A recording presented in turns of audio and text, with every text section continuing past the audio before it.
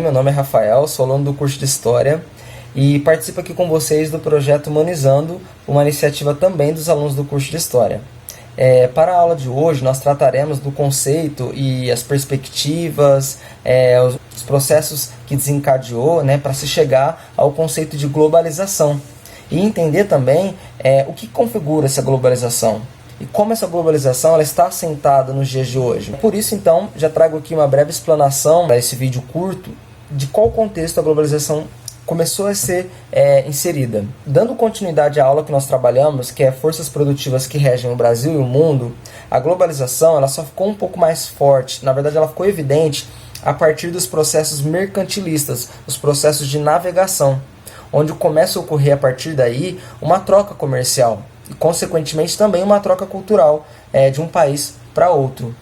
E nesse sentido, entender a globalização é entender que como característica ela tem o desaparecimento de fronteiras por conta desse contato com outras culturas, outros produtos comerciais e também a formação de blocos econômicos, de uma força produtiva que também vai ser emergida a partir daí, que é o que nós abordamos lá na aula anterior.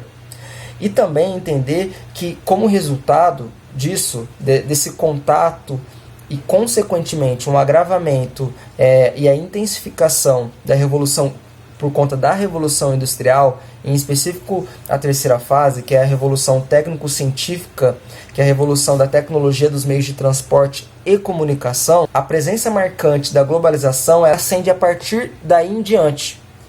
E daí se começa a entender um conceito que é discutido por vários teóricos, e nós iremos tratá-los aqui, de aldeia global, que é uma noção de países interligados entre si de modo tecnológico, uma noção de aproximação dos espaços e dos lugares, em específicos por conta da comunicação estar mais atrelada uma com a outra, Ou seja, esse encurtamento dos espaços. Esse aspecto de aldeia global ele só é possível por conta da velocidade da informação e também do processo de transporte entre as pessoas, ou seja, o processo de interação de comunicação e os meios de transporte das pessoas, de estarem cada vez mais acelerado, da ideia de mundo conectado, como eu citei aqui, uma ideia de encurtamento desses espaços. Então é importante a gente entender bem essas observações. Nesse sentido, o processo tecnológico ele é uma das premissas que começa a se tornar de modo quase que unitário nos principais países,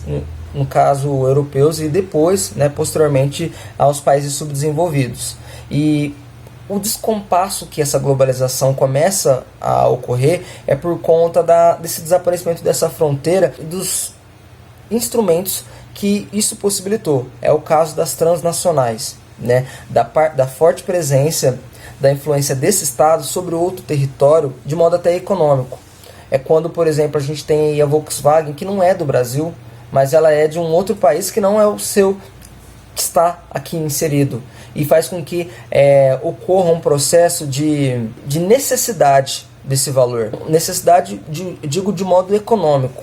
Como se isso possibilitasse o emprego dessa mão de obra que aqui está. Estou aqui me referindo assim, hipoteticamente ao caso do Brasil. Por conta desse processo tecnológico de meios de comunicação e de transporte, ocorre aí uma necessidade desses países subdesenvolvidos, em decorrência dos países desenvolvidos, que importam essa tecnologia e usam esses países subdesenvolvidos como ferramenta de mão de obra, como meio de enriquecer o seu país de origem, o seu país, a sua matriz. Ou seja, eu coloco filiais em outros países, mas quem enriquece somos nós, pagando impostos, taxas que não são as nossas, inferiores do que seriam aqui. Ou seja, já começa aí um processo de desigualdade. Desigualdade não, eu digo assim, de dependência. Faz com que esses países subdesenvolvidos estejam cada vez mais dependentes tecnologicamente. E com isso, faz um agravamento da vida e dos valores também das pessoas que precisam desse meio de trabalho. Uma vez que sem esse meio e essa possibilidade, elas ainda estão dependentes. A participação dessas transnacionais, a participação dessas empresas em outros territórios, além de fazer com que esses países subdesenvolvidos estejam dependentes, ocorre também uma gradativa transformação no modo de vida e nos valores básicos até então ameaçados por conta dessa globalização, possibilitando o aumento gradativo da fome, da desigualdade, da pobreza, ao passo que nem todo mundo consegue acompanhar essa tecnologia. E se nem todo mundo consegue acompanhar, tem essa necessidade, por conta da globalização, de homogeneizar os estados, os países, como um processo tecnológico, já a partir daí você já começa a perceber a desigualdade que começará a existir. Nem todo mundo vai ter as mesmas condições, nem todo mundo conseguirá essa mesma tecnologia. Eu preciso dessa tecnologia, mas eu não tenho. Uma vez que tudo que regem o Brasil, o mundo e tal, está interligado ao processo tecnológico. Então, é muito importante a gente observar esse debate. E com isso eu já trago agora o primeiro autor, ou teórico, que discute essa temática. Coloco aqui para vocês num tópico o link, né, que é o Milton Santos. Ele tem um documentário que chama Globalização Vista pelo Lado de Cá, em que discute os impactos dessa globalização e a acentuação dessa pobreza.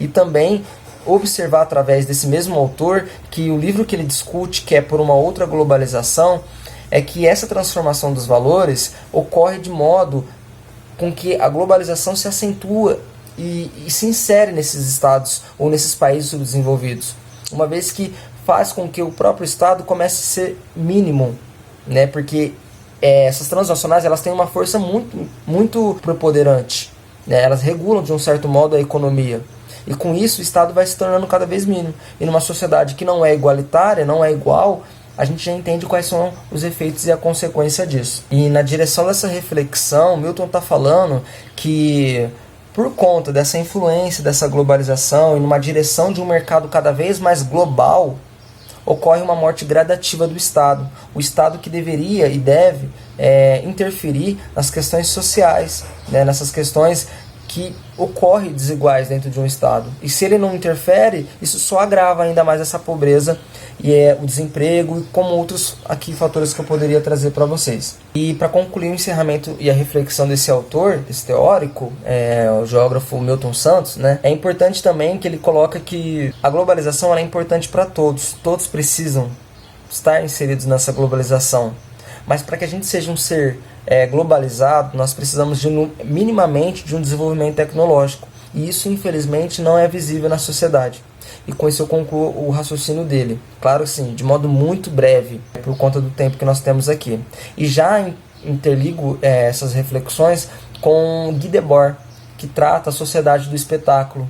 Ele coloca que o modo do consumo, o modo desenfreado por essa tecnologia, ocorre essa desvalorização e essa troca, tornando as pessoas como coisas, coisificam as coisas em produtos.